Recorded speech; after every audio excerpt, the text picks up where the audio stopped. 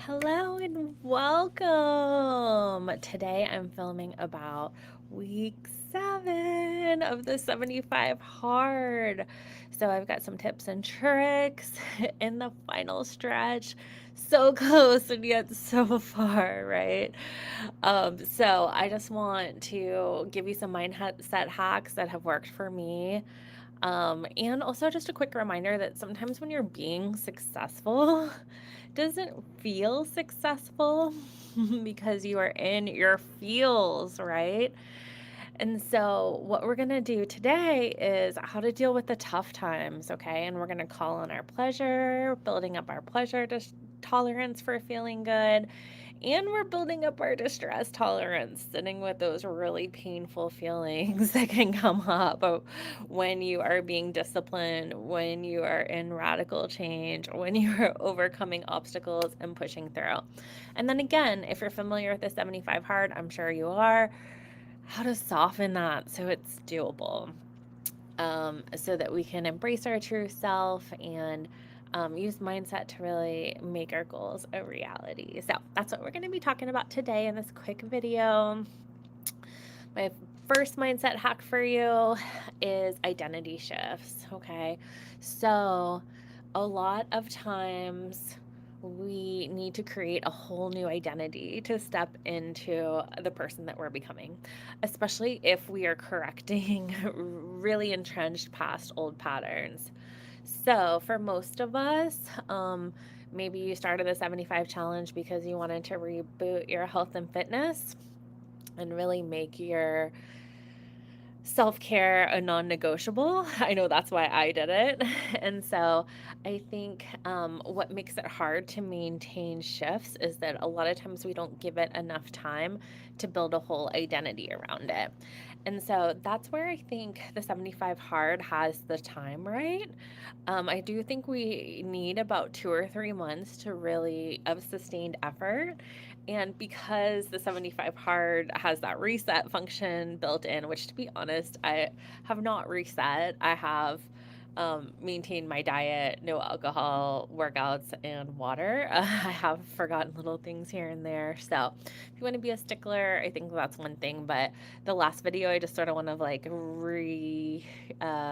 reiterate my stats. And even if they're not exactly 75, 75, 75, it may be close enough. And I will tell you, for me, the biggest gift has been the identity shift. And so, with that, we need to embrace the concept of who you're becoming and who you want to be. And as I said, we can kind of get in our feels about this and sort of get like frustrated and like we want to quit because maybe we're not seeing radical enough changes. I wrote a post on Facebook about how about this time I got the courage to step on the scale, and it was like exactly the same amount, even down to like the decimal. And I did find that like pretty frustrating, and also just like how with all these workouts and water and everything. However, my body composition has completely changed, and I actually had someone at the gym yesterday. I don't, it's like kind of one of those backhanded compliments, but he was like, "You used to be beat red doing these exercises, and now you got this. We're getting fit together," or something like that. And so I was like, thanks. But actually, I really needed the validation and just the progress. And I think that this can be something that's really hard when it's incremental progress. And 75 hard, certainly it's hard. It's a lot of effort, right? And so it can be hard to really, you want to see results because you're putting so much into it, right? But like, that's the thing with results. Like, we get results, but they don't always look like exactly how we want them to. Okay. And so, what I'm taking away with this last half of the 75 hard is that really the biggest gifts have not been numbers or outcome goals.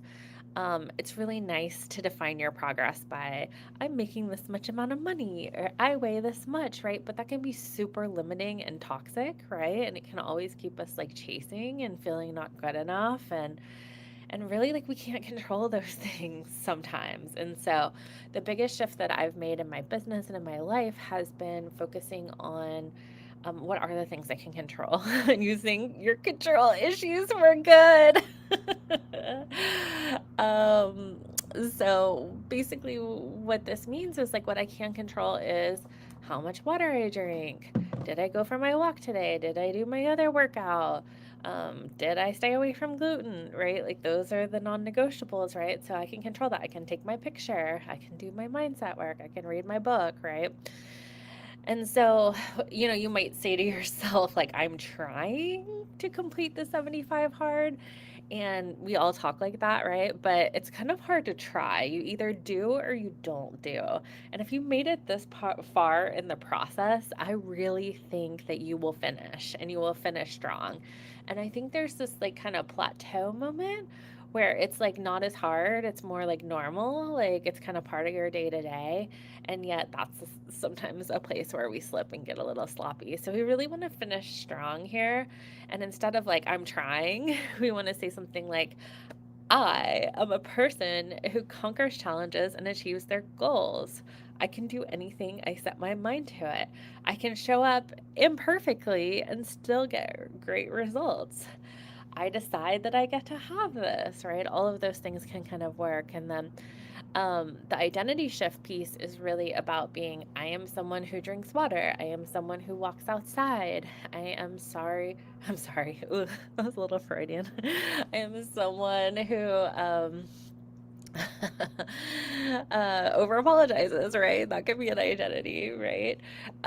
So this is actually kind of a nice segue into my second one, which is pleasure tolerance. And so what does this mean? Well, I'm the pleasure psychologist, right? And so I want to help you learn to embrace and increase your tolerance for pleasure. So that means we want you feeling good more often, more of the time.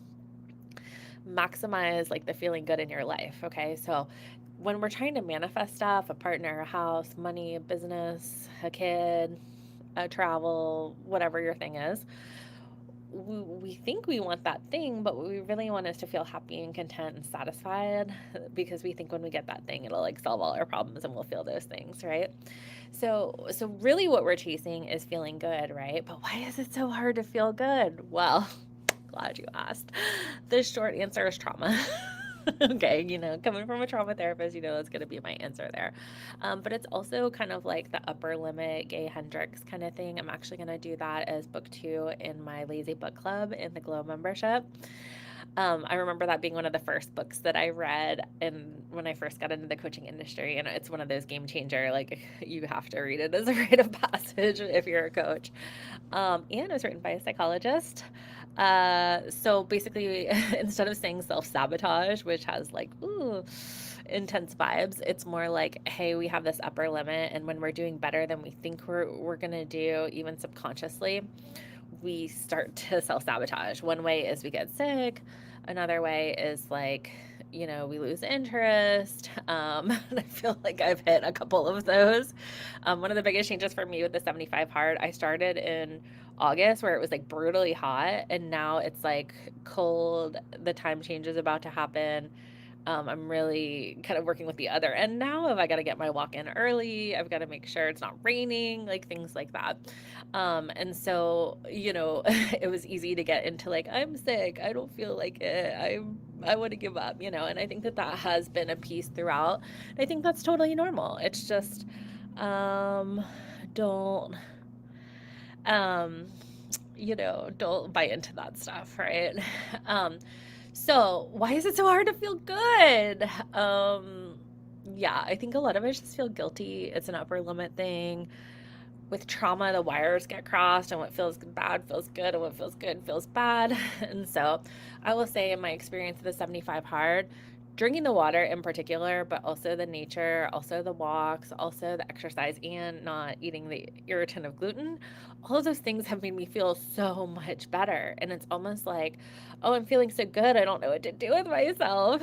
And so that's where a lot of times people kind of go off the rails right there. And so we want to allow yourself to fully enjoy the journey. It's all about the journey. That's that whole process outcome thing, right? So I want you to like really allow yourself to feel the satisfaction of completing a workout and like kind of being able to, enjoy the results. I'm like getting a little line right in here. It's nice to see you. Sort of like checking it out in the mirror, like, okay, I see you. Right? That's self validation. That's a great way to increase your pleasure tolerance, is to really like celebrate and accentuate the rewards. Or just like maybe like eating a mindful meal. Um, I made a like sort of a Philly cheesesteak veggie scramble. Not scramble, it didn't have eggs, but stir fry. And that was like delicious. And I'm gonna eat that here in a minute. And so just being able to have like a nice mindful meal that's home cooked with love and is veggie centric, right? Like, oh, that feels good. It tastes good. I'm doing something good for myself, right? And just really bringing that self care to the forefront and then giving yourself permission to feel good. I think that's huge for the brain. The brain does sort of like to have command. So I give myself permission to feel good. Um, and what else? Well, I think there's definitely, I think maybe one of the biggest results that I don't hear people talking about like a lot is mental clarity between the walks, between the water. Like water is important for brain function. We know this, and yet why do we not drink enough water? Mm, there's lots of excuses, right? But I think it's just really recognizing that when you do all these things together consistently over months, you're like 10xing your results and not in the um, internet way. I will be honest. When I did step on that scale, I did have a moment where I was like, "Ugh, did the internet lie to me again?" Tell me if you've been there in the comments. I do think you have to kind of work for it. And then I started Googling, like, do people not lose weight on the 75 hard? And I found a couple people that said that they didn't. But you could still see a transformation in their body. They were more fit. And then, like I'm saying, like maybe there's all these other things, like the identity shifts, like learning to feel good, right? Like those things are huge. Also wrote a Facebook post, that same one was talking about how the past year of paying off debt and living credit card free really gave me the self discipline to really take on the 75 hard. And it's because no credit cards became a non negotiable. I just wasn't using them, not allowed, right? Like, have to figure it out, right? And that's kind of the 75 hard piece, which is a perfect segue to distress tolerance. And distress tolerance is a DBT concept. As you know, I worked at a holistic treatment center doing DBT therapy in a group setting. And distress tolerance is sitting with the hard things. And I think that's what I was realizing. I had some upsetting news last night during an eclipse. And I was like, okay, let me go for this walk and clear my head. Let me hydrate. And so I really leaned on the 75 hard to let me tolerate those emotions. And then, of course, a good cry does so much. And so I think that that has been one of the major benefits, is really getting these like habits on autopilot over the past 2 months or so has really helped me to lean on these habits as I'm going through discomfort, as challenges arise, those inevitable bumps in the journey, right? And so, like, distress isn't bad, like I can want to quit and not quit. Okay, I can just say we call that urge surfing in DBT. I'm having an urge to quit. Let me just be mindful of that. Like, what if I just like pay attention to that? What happens next, right? And so, distress ultimately can be like the leverage point, and really this like stepping stone to growth and resilience, rather than like you know, giving in to the quitting and then just feeling crappy that, like, oh, here's another thing I quit, right? Which is a perfect segue into my other tip, which is opposite action. Again, another DBT skill.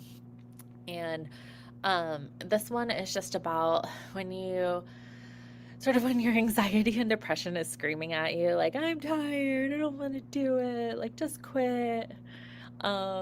You never stick with anything anyway, just go. Like, that's that identity stuff creeping up, right? And so basically the idea with opposite action is that you do the opposite of what your anxiety and depression is telling you to do. Quick hack: anxiety usually tells you to avoid, so what do? We face.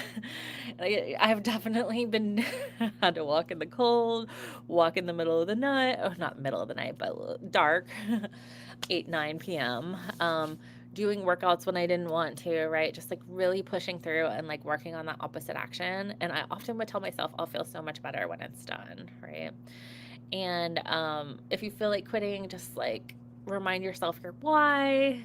Why am I doing this? because I want to, for me, it was like take back control of like my health and my life and just like really go hard on showing up no matter what. And again, I think these are sort of like masculine things because a lot of it is like taking action. But I am finding as they're becoming more like automatic, I can bring more like feminine flow into it. And I think the biggest piece is just like not getting obsessed with, um, hitting all these things and kind of, just like wanting to really, uh, just be so tender with yourself, I guess is what I'm trying to say here.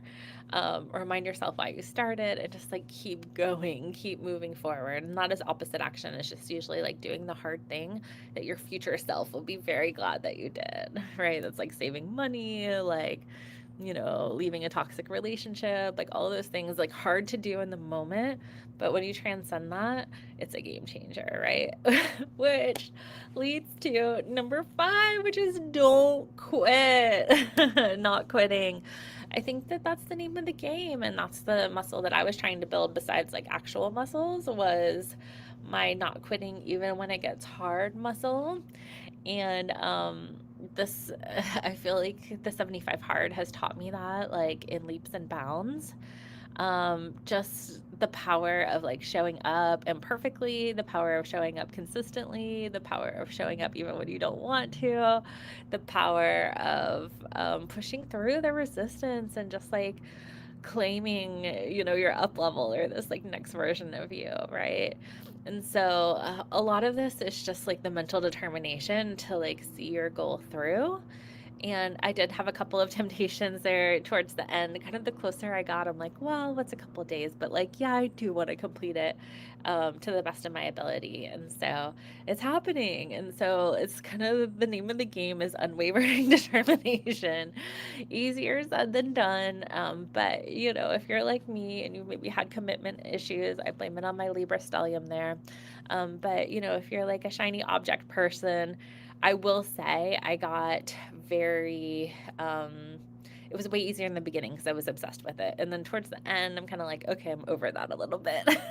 The thing that has kept me true has actually been doing these videos. So thank you. You're a part of why I have not quit. And I think if I hadn't been documenting this journey, I probably would have quit. And so I'm really excited just to see my tolerance for staying power really increasing. And it just shows me it's like a compound effect. It shows me that there's other patterns I can change. And even if it's hard, if I set my mind to it, I can do it. So that's also why I created my 75 hard opt-in. So basically, it's a tracker, which do as I say, not as I do. Totally didn't use the tracker. There's also a 75 hard app. Probably shoulda, coulda, woulda have used that because um, they let you take your picture right there because that was something that I missed was a bit of I missed a picture here and there. So, but to me, I mean, like I said last video, we could psychoanalyze that, and I think there is something to like why was that the hard thing to do when it literally takes 1 second. But I think some of that may be just like difficulty seeing your progress, and I think the pictures really help with that. So don't skimp on the pictures. Like I think that that is a huge piece of it, and yeah, I think it has been such an amazing journey. I've gotten so much support from people. I have had a couple people be like, just it's fine, just have a drink, have a bite of gluten, whatever. And I've been tempted, but I have not. And so that's exciting. And it's probably will dabble in some of that after the fact, but I definitely feel like it has revolutionized my relationship with those things and really proved to me that actually I feel better without them, which is like, wow. We think about adding things enhances pleasure, but often it's like stripping it back and taking things away and really living according to your values that really is the big piece. So, highly recommend that opt in. I've got like workouts and motivation tips, I've got the video series, and then the tracker itself. So, it's totally free. Go check that out. Link is in the description. And just to say, if you have a business, but even if you don't have a business, Sometimes celebration and self promotion can be the hardest thing. And here I am close to the end, and it's been way harder to post about it than towards the beginning. And so I think that that just shows that no matter what level you're at, sometimes things are just like very edgy to brag about, to celebrate. And, just like I was had to opposite action myself and be like, no, like promote this freebie, celebrate yourself that you're coming to the end of this challenge and you're doing it. And, I just had to like, me to me. Don't forget the brags, right? And, it doesn't mean like pride in a negative sense. It's more just like really motivating yourself by validating your progress all the way through the good, the bad, and the ugly. All right. Thanks for coming along with me on the journey. See you next week.